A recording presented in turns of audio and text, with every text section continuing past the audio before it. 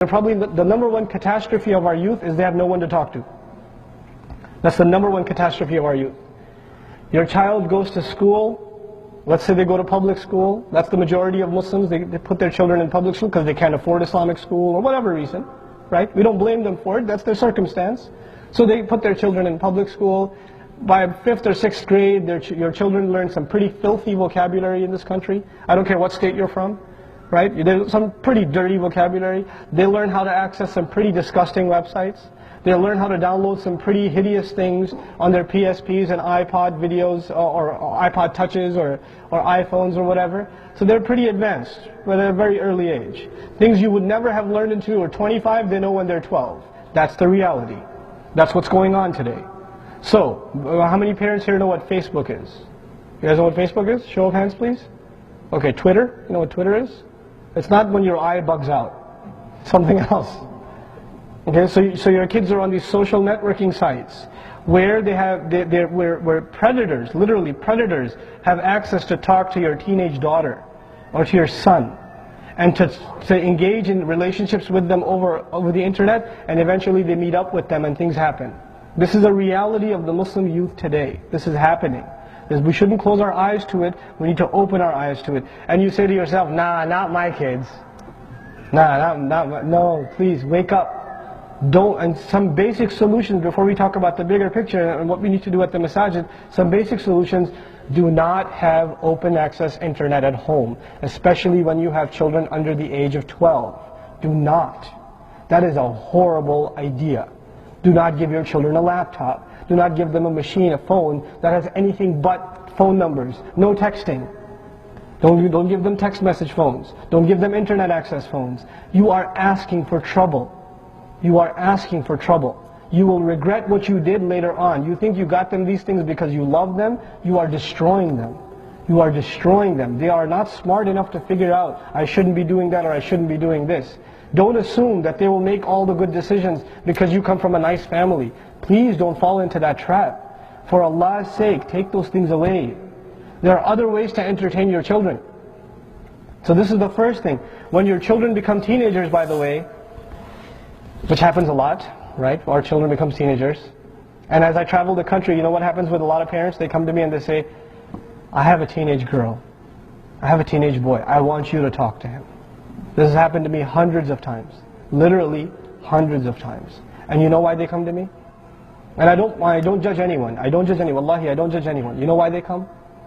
Because when they're teenagers, they become independent. And when they become independent, they no longer listen to you. When they no longer listen to you, you have to find somebody that they will listen to. The ship has already sailed. When was your chance?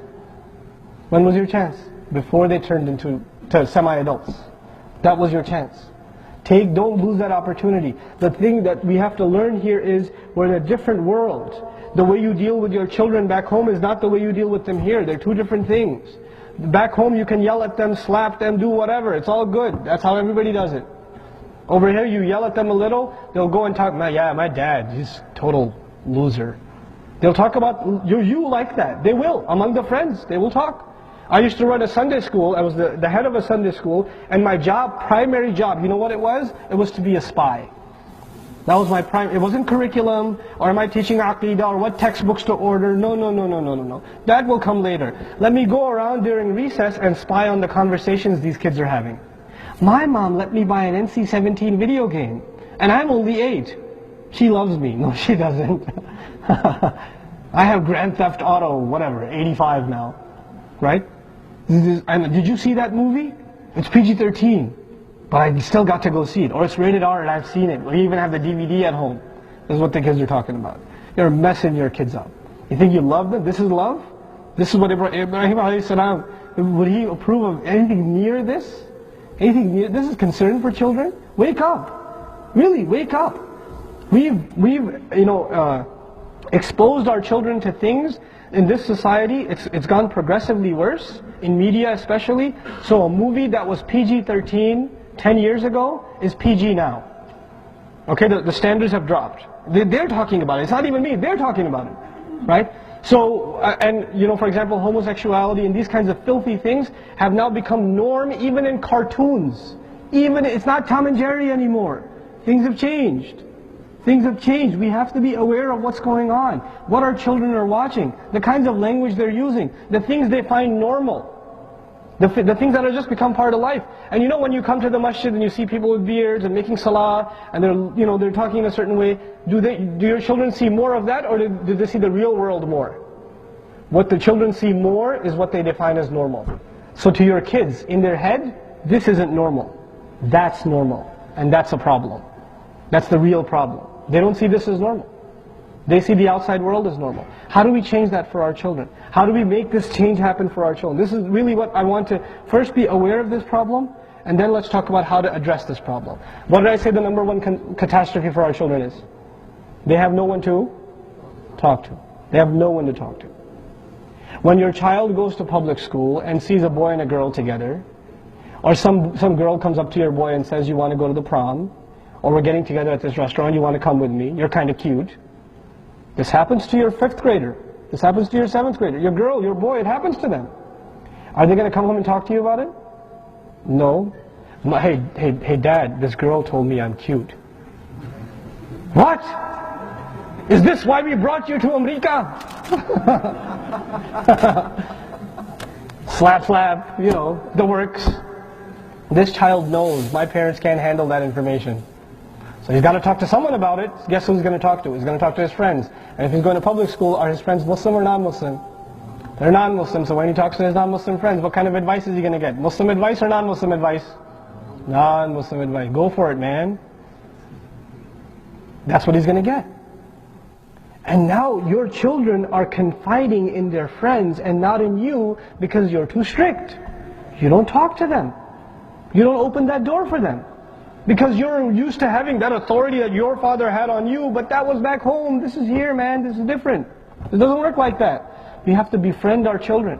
We have to let them open up to us. And this is a problem even for me. I'm a father of 3 daughters, right? And I'm a protective father. So when my daughter was in preschool, there was a boy that sat next to her, and she came home and said, Hamza sat next to me today.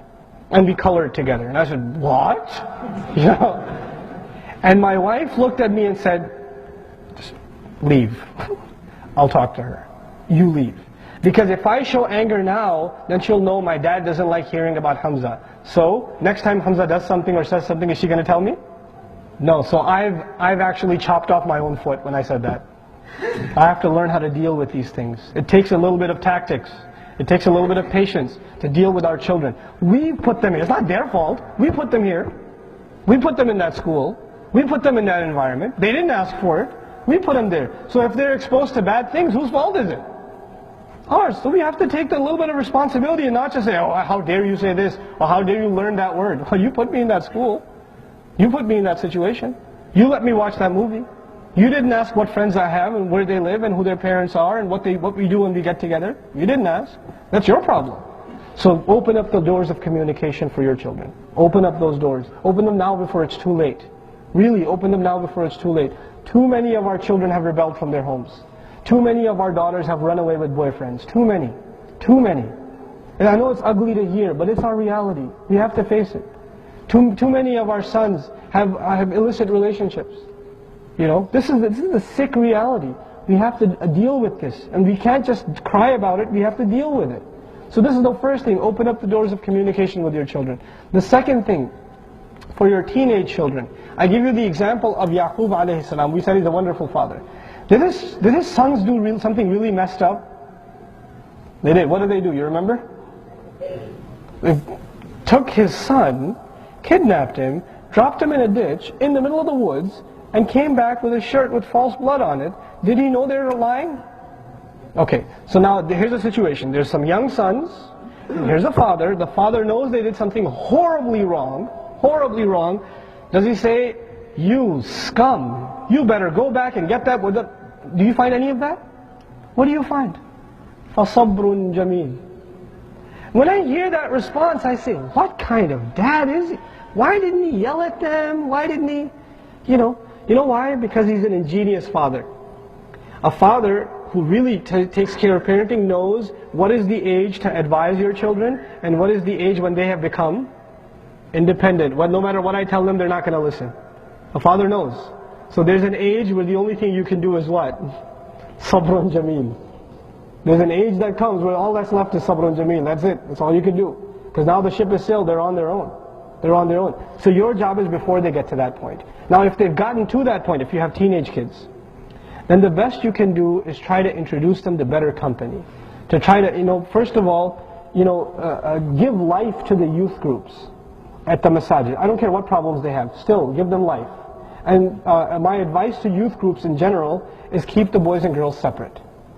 Have two separate youth groups.